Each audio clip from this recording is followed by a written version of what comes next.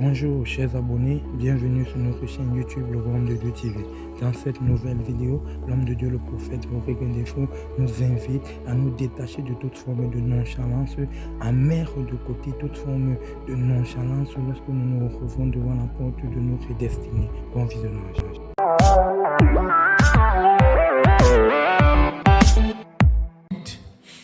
Ha ha ha. La tatata le procotolia haba. Ok, c'est pas déjà à l'écran, il faut qu'on aille vite. Il leur dit encore, lequel d'entre vous aura un ami, c'est un ami, qui se rendra chez lui au milieu de la nuit. Cet ami vient au milieu de la nuit, lui dit, ami, prête-moi 3 pains, car un de mes amis est arrivé de voyage chez moi et je n'ai rien à lui offrir. Si de l'intérieur, l'autre lui répond, ne me cause pas d'ennui, la porte est déjà fermée. Souligne, la porte est déjà fermée. Mes enfants et moi, nous sommes au lit. Je ne puis me lever pour te donner des pains. Verset 8. Je vous le dis, même s'il ne se lève pas pour les lui donner parce qu'il est son ami, il se lèvera à cause de son importunité et lui donnera ce dont il a besoin. Combien de personnes, mettez 1 Corinthiens 16, verset 9. Combien de personnes se sont retrouvées dans la vie avec une opportunité de l'autre côté d'une porte et la porte est fermée? Vous voyez, ce monsieur, les pains qu'il désire, c'est de l'autre côté d'une porte. Ah, tu n'es pas ici. Et c'est quelqu'un qui contrôle cette porte. Il ne peut pas légalement entrer comme il veut. S'il casse la porte, il finit en cellule. Donc, combien de fois tu t'es retrouvé devant une opportunité, tu sais que cette opportunité-là, c'est le droit légal de Dieu que tu jouisses de cette opportunité. Mais il y a comme une porte, il y a comme un accès qui t'est interdit. Tu sais que tu as la porte de quelque chose qui va radicalement changer ta vie. Tu sais que tu remplis toutes les conditions. Tu as même rempli au-delà des conditions. Mais il y a comme une porte qui empêche que tu touches ce que tu sais que ça va changer ta vie. Je viens au nom de Jésus-Christ et je brise le verrou sur la porte. Je brise le cadenas sur la porte. Je brise les chaînes sur la porte. Laisse-moi aller doucement. Mettez rapidement 1 Corinthiens 16, 9. On rentre dans Luc 11. Il dit car une porte s'est ouverte toute grande. Ça, c'est la première dimension que je veux qu'on regarde. Une porte s'est ouverte toute grande à mon activité et les adversaires sont nombreux. Donc, regarde, nous sommes dans le même genre de situation. De l'autre côté de cette porte, il y a quelqu'un. Et c'est la personne qui a la clé. Ça veut dire c'est la personne qui a le mot final. C'est la personne qui tient la décision. Ah. Attends, je vais doucement. Je vais doucement. Lorsque tu avances, tu découvres que il y a des autorités qui ont été données aux hommes pour déterminer des phases de destin des autres.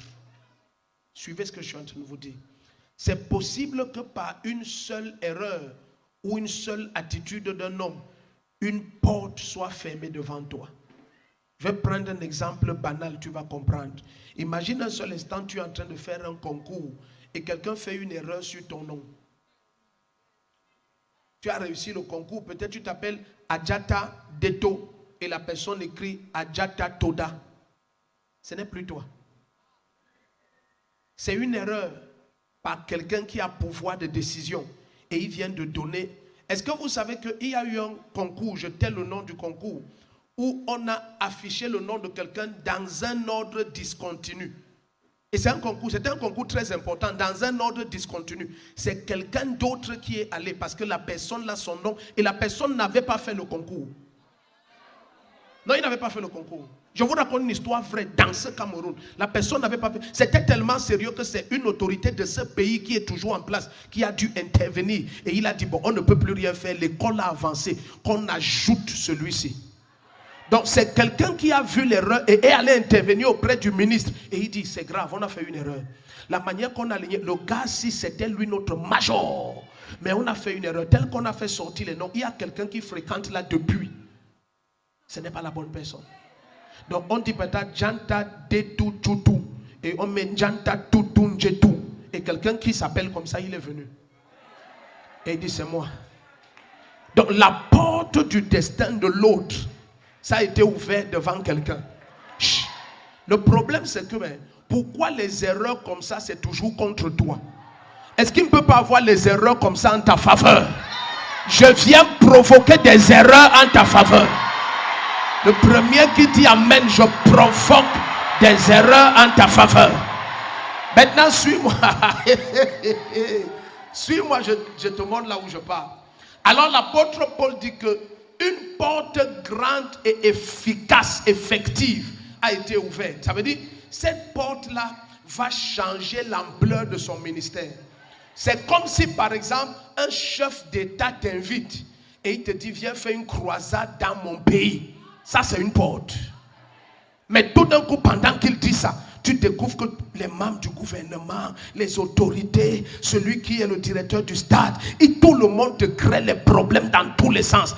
Qu'est-ce qui s'est passé? Une porte grande s'est ouverte, mais les adversaires sont nombreux. Malgré que la porte s'est ouverte, tu entres dans un lieu où tu dois travailler et c'est le propriétaire du lieu qui te donne le travail, mais ses enfants ne veulent pas te voir, sa femme ne veut pas te voir, les autres ne veulent pas te voir. Une porte s'est ouverte, mais les adversaires sont nombreux. Aïe! Au nom puissant de Jésus-Christ, je commande et je donne la main du Seigneur. Soumets tes adversaires.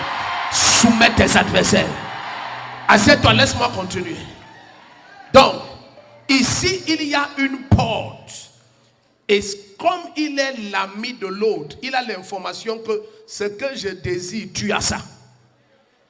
Les 3 pains, si tu es mon ami, on a acheté ça ensemble hier, tu as. Donc quand il se tient à la porte et il frappe, il sait que je suis à l'endroit où mon besoin sera satisfait. Combien de fois tu t'es retrouvé à des lieux où tu sais, ça c'est le lieu où mon besoin sera satisfait. Mais depuis que tu attends là, rien ne se passe. Rien ne se passe. Ce dossier est déposé là depuis des années, rien ne se passe. Une attente. Et tu sais, voici la personne que lorsqu'elle signe, c'est accordé. Lorsqu'elle décide, c'est donné. Et tu te tiens là depuis des mois et des années et rien ne se passe. Je viens au nom de Jésus-Christ. Elle est tout au Le Seigneur dit que même s'ils ne se lèvent pas parce qu'ils sont des amis, il y a une attitude spirituelle que tu adoptes. Tu ne viens plus au nom de l'amitié, mais tu viens au nom de Jésus-Christ. Il dit, il ne va pas se lever parce qu'ils sont des amis, mais il va se lever parce que de l'autre côté de la porte, tu es fatigué d'attendre. Tu es fatigué d'arriver au point de traverser et quelqu'un te dit que le pont n'existe pas. Que Dieu punisse le diable. S'il n'y a pas le pont, je marche sur l'eau. Si je ne peux pas marcher sur l'eau, je nage. Si je ne peux pas nager, je tombe à l'intérieur et je crie à Dieu. Mais dans tous les cas, je ne reste plus sur place. Le premier qui dit Amen, ça se passe. Rien n'est frustrant comme avoir faim et voir la nourriture à laquelle tu ne peux avoir accès. Tu as faim et tu vois la nourriture, mais tu n'as pas accès. Entre toi et la nourriture, il y a une porte. Il y a une porte. Il y a une porte. Ce que tu désires de l'autre côté. Alors le Seigneur te dit, cesse d'avoir une attitude docile et amicale. Quand tu arrives à la porte de la prochaine phase de gloire de ta vie, change de caractère. Commence à devenir violent dans la prière. Élève ta voix avec voracité. Commence à opérer dans la dimension de la brutalité spirituelle. Commence à crier à Dieu de façon terrible. Tiens-toi et fixe le diable dans les yeux. Et tu lui dis, tu sais que je prends mes papiers. Je prends mon argent. Je sais que ces fiançailles, c'est mon mariage. Je connais à quelle porte je me trouve. Les adversaires sont nombreux. Peut-être dans la famille de ton fiancé, il y a des adversaires. Mais ton fiancé est d'accord. Peut-être son père ou sa mère sont d'accord. Mais il y a des oncles et des frères et des petits frères et des amis de ton fiancé qui te viennent. Je viens au nom de Jésus-Christ. Cesse d'être amical avec les gens qui te cherchent querelle. Le Seigneur dit dans le psaume 130 à partir du verset 20, moi je suis pour la paix, mais quand je parle, il cherche la guerre. Si quelqu'un te veut la guerre, réponds-lui avec une double guerre. Cesse d'être nonchalant sur la route de ton destin. Bien-aimé, depuis les jours de Jean-Baptiste jusqu'à présent, le royaume est soumis à la violence et seul les violences n'en ont pas par force. tu as suffisamment été gentil, tu as suffisamment été poli, tu as suffisamment frappé, tu as suffisamment attendu, le moment est venu. Casse la porte et entre. J'ai dit casse la porte et entre. Le premier qui se lève et dit Amen, la porte tombe. Assieds-toi. Zelohoto Prahadia.